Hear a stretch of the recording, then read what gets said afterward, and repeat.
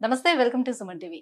మెదడులోని భాగాలకు రక్త ప్రసరణ అనేది సరిగ్గా జరగనప్పుడు, లేకపోతే ఆక్సిజన్ అనేది అందకపోయినప్పుడు మనం బ్రెయిన్ స్ట్రోక్ అనే పరిస్థితిని చూస్తూ ఉంటాం. సో ఈ ప్రమాదకర పరిస్థితి ఎందువల్ల ఏర్పడుతుంది, ఎవరిలో ఎక్కువగా మనకి కనిపిస్తుంది, సో దీన్ని ఏ రకంగా నివారించాలి, ఈ విషయాన్ని తెలియజేసేందుకు మనతో పాటు ఉన్నారు neuro physician doctor Venkata Haran Reddy garu from Srikara hospital, Madinaguda. Hello sir. Sir, brain stroke ఈ మధ్యన ఎక్కువగా వినిపిస్తున్నటువంటి పదం. సో దేని వల్ల, ఏ కారణాలతో బ్రెయిన్ స్ట్రోక్ అనేది మనకి వస్తుంటుంది? బ్రెయిన్ స్ట్రోక్ ముఖ్యంగా రెండు కారణాలు.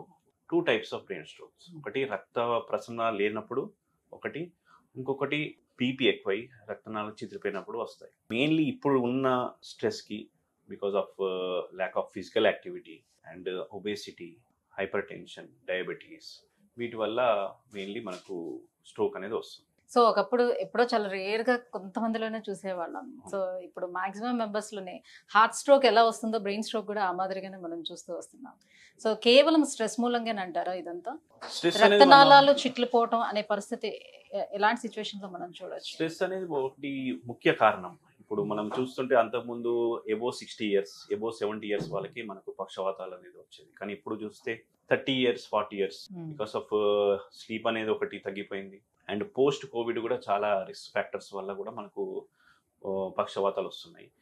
Mainly BP, uncontrolled blood pressure ఉన్నప్పుడు ఏదైతే బ్లడ్ వెజల్స్లో ఉన్న రక్తం, ఆ బ్లడ్ వెజల్స్ అనేది చిట్లిపోయి రక్తం అనేది బయటికి లీక్ అవ్వడం జరుగుతుంది. దాన్ని హిమరేజిక్ స్ట్రోక్ అంటాం. So that is one of the most common cause నౌడేస్ for young stroke. So stroke లో కూడా చాలా రకాలు ఉంటాయి.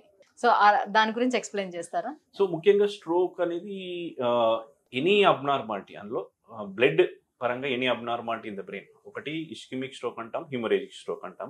ఇఫ్ యూ సీ ఇక్కడ మనం చూస్తే you can identify there are 2 types of stroke. ఒకటి ఇస్కిమిక్ అంటాం, హిమరేజిక్. ఇస్కిమిక్ అంటే బ్లడ్ వెజల్, అంటే రక్తనాళాల్లో బ్లాకేజ్ వల్ల ముందటున్న బ్రెయిన్ కి బ్లడ్ సప్లై రాకపోవడం వల్ల అది ఇస్కిమియా అంటాం.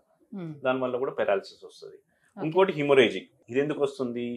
బ్లడ్ ప్రెషర్ ఎక్కువ అవ్వడం వల్ల రక్తనాళాల్లో లీకేజ్ అవుతుంది, అంటే రక్తనాళాలు రప్చర్ అవుతాయి, బ్లాస్ట్ అయ్యి మనకు బ్లడ్ అనేది బయటికి వచ్చేసి బ్రెయిన్ లో మనకు బ్లీడ్ లా ఉంటుంది. అది hemorrhagic stroke. So these are the 2 different types. But common గా చూసేది మనము ischaemic stroke.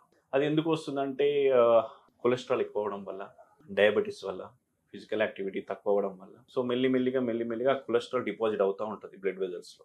So one unfortunate day complete గా బ్లాకేజ్ అయ్యి మనకు పెరాలసిస్ వస్తుంది. సో డయాబెటీస్ వాళ్ళకి ఎందుకు ఇది వస్తుంది?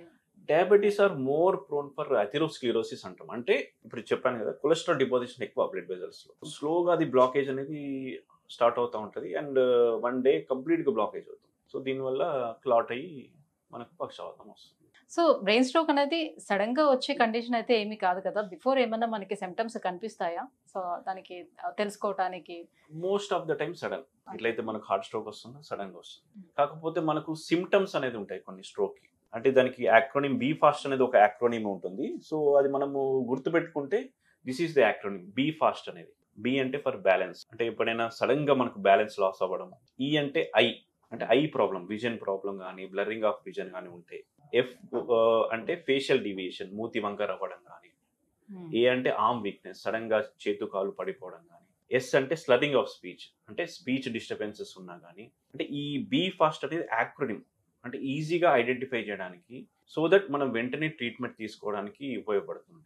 Because here we say time is brain. ఎంత తొందరగా మనకు ట్రీట్మెంట్ ఉంటే అంత బెటర్. ఎందుకంటే విత్ ఇన్ 1 అవర్ వస్తే దాన్ని గోల్డెన్ అవర్ అంటాం న్యూరాలజీలో. గోల్డెన్ అవర్ అంటే ఈ సిమ్టమ్స్ మనకు గ్రహించిన వెంటనే మనం తీసుకొని వస్తే మనకు ఒక ఇంజెక్షన్ ఉంటుంది, అది ఇస్తే ఈ సిమ్టమ్స్ అన్ని మనము రివర్ట్ చేసుకోవచ్చు, బ్రెయిన్ ని కాపాడుకోవచ్చు. దీన్ని థ్రాంబోలైసిస్ అంటాం. జనరల్గా 4.5 అవర్స్ లోపు ఇస్తాం. సో ఆ ఇంజెక్షన్ ఇచ్చేటప్పుడు నిపుణులైనటువంటి డాక్టర్స్ ఉండాల్సి ఉంటుందా ఖచ్చితంగా? దాని గురించి బాగా తెలిసిన డాక్టర్స్ దగ్గర తీసుకోవాల్సి ఉంటుందా పర్యవేక్షణలో? Yeah definitely. అంటే అందరికి ఇవ్వాలి. అంటే ఏ రకంగా పనిచేస్తుంది దాన్ని కూడా, ఇంజెక్షన్ ఎలా పనిచేస్తుంది ఆ బాడీలో? అప్పుడు ఇంతకుముందు మనం చెప్పుకున్నాం 2 టైప్స్ ఆఫ్ స్ట్రోక్ అని. ఒకటి ఇస్కిమియా, క్లాట్ అవ్వడం, ఇంకోటి బ్లీడ్ అవ్వడం. బ్లీడ్ లో ఇవ్వలేం, బ్లీడ్ లో ఉంటే మనం ఇవ్వలేం, అది ఇంకా బ్లీడ్ అవుతుంది. ఓన్లీ క్లాట్ ఉంటే మాత్రం క్లాట్ డిజాల్వింగ్ ఇంజెక్షన్ అంటాం దీన్ని, అయితే క్లాట్ బస్టింగ్ ఇంజెక్షన్ అంటాం. సో ఇంజెక్షన్ అంటే మెదడులో రక్తం గడ్డగట్టడం అనే సిచ్యువేషన్ అంతే కదా. ఎగ్జాక్ట్లీ. సో ఆ గడ్డను మనం కరిగిస్తాం. బట్ ఇక్కడ హిమరేజిక్ స్ట్రోక్ లో రక్తం ఆల్రెడీ లీక్ అవుతుంది. సో ఇది ఇస్తే ఇంకా లీక్ అవుతుంది. So that is the absolute Contra indication. మరి దాన్ని ఎట్లా కంట్రోల్ చేస్తారు అప్పుడు? మనం అనుకున్న main reason blood pressure control చేసుకుంటూ ఆ లీకేజ్ వల్ల ఏదైతే వాపు వస్తుందో దాన్ని కూడా కంట్రోల్ చేయొచ్చు. మరీ ఎక్కువ ఉన్నప్పుడు then we have to go for a surgery. Depends on the patient. అంటే పేషెంట్ ఎలా ఉన్నాడు, ప్రాబ్లం ఎలా ఉంది, ఎంతవరకు బ్లీడ్ అయింది, మెడికల్ మేనేజ్మెంట్తో చేయొచ్చా లేదా సర్జికల్ ఇంటర్వెన్షన్ చేయాలనేది depends on the patient and also from the city and MRI findings. So treatment తోటి ఎంతవరకు క్యూర్ అయ్యే ఛాన్సెస్ ఉంటాయి? మళ్ళీ వాళ్ళు నార్మల్ సిచ్యువేషన్కి వచ్చే పరిస్థితి అసలు కనిపిస్తుందా వాళ్ళకి, బ్రెయిన్ స్ట్రోక్ వచ్చిన వాళ్ళకి? ఉంటుందండి. మనము ఈ సిమ్టమ్స్ ఏదైతే బీ ఫాస్ట్ అని మనం మాట్లాడుకున్నామో అవి ఒకవేళ మీకు అనిపిస్తే వెంటనే తీసుకురావడం, వెంటనే ట్రీట్మెంట్ స్టార్ట్ చేయడం వల్ల రిజల్ట్స్ మనకు చాలా బాగుంటాయి. ఎంత డిలే చేస్తే అంత బ్రెయిన్ డ్యామేజ్ అవుతుంది. ఒకసారి డ్యామేజ్ అయిన వెంటనే మళ్ళీ అప్పుడప్పుడు ఇర్రివర్సిబుల్ డ్యామేజ్ అవుతుంది. అంటే దానికి మోర్టాలిటీ ఎక్కువ ఉంటుంది, లైఫ్ రిస్క్ ఎక్కువ ఉంటుంది, లేకపోతే మోర్బిడిటీ ఎక్కువ ఉంటుంది. అంటే ఈవెన్ తర్వాత రికవర్ అయిన వెంటనే కూడా బెడ్ మీదనే ఉండటము అలాంటివి ఎక్కువ ఉంటాయి. So time is brain. ఎంత తొందరగా వస్తే అంత బెటర్. ఇప్పుడు హార్ట్ అటాక్ వచ్చేటప్పుడు, సడన్ హార్ట్ అటాక్ వచ్చేటప్పుడు చాలా మంది అక్కడికక్కడే కుప్పకూలి చనిపోతూ ఉండడం మనం చూస్తూ ఉంటాం. బ్రెయిన్ స్ట్రోక్ లో కూడా అలాంటి కండిషన్ ఉంటుందా? ఇట్ ఇస్ మ్యాసివ్, చాలా ఎక్కువ ఉంది. కంప్లీట్ బ్లాకేజ్ అయింది. మన స్మూక్షన్ నాడి అంటాం, బ్రెయిన్ స్టెమ్, దానికి కంప్లీట్ బ్లాకేజ్ అయిపోయింది, లేకపోతే అందులో బ్లీడ్ అయింది. Chances of coming to hospital will be also sudden. Even sleep లో జరుగుతుంది కొందరికి. ఈవెన్ స్లీప్ లో కూడా మనకు మార్నింగ్ లేసేసరి వి కాంట్ స్లీప్ నుంచి కూడా బయటికి రాదు. So that indicates maybe massive MI heart attack అన్నా, లేకపోతే massive bleeder, massive stroke. These are the most common causes. Okay. So brain stroke ని నివారించడానికి లైఫ్ స్టైల్ లో ఎలాంటి చేంజెస్ చేసుకోవాలి? So the basic thing, first of all, we are mainly nowadays because of stress, sleep is very very important. Sleep, physical activity and proper diet. ఇవి దాంతో పాటు risk factors ఉంటాయి. కొందరికి కిడ్నీ డిసీజ్ ఉంటాయి, కొందరికి అడిక్షన్స్ ఉంటాయి, స్మోకింగ్ కానీ ఆల్కహాల్, ఇవన్నీ ఆపుకుంటూ proper diabetic control, proper hypertension control ఉంటే most of the time we can prevent. ఈ రోజుల్లో స్ట్రెస్ లేకుండా అసలు ఏ జాబ్ అనేది అసలు మాక్సిమం లేదు. సో ఆ స్ట్రెస్ ని అలా వచ్చేటప్పుడు కంట్రోల్ చేసుకొని ఆ టైంలోనే ఏం చేస్తే దాన్ని కంట్రోల్లోకి మనం తెచ్చుకోగలుగుతాం అంటారు? Depends on how you take it. Stress relieving కొందరు they will go for meditation, they will do yoga exercises.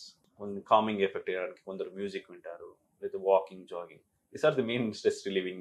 Right. Thank you so much, sir. So brain stroke రావడానికి reasons at the same time ఎలా ఉంటే ఎలా నివారించుకోవాలి, ఈ విషయాలన్నీ తెలియజేస్తున్నందుకు thank you so much. Thank you.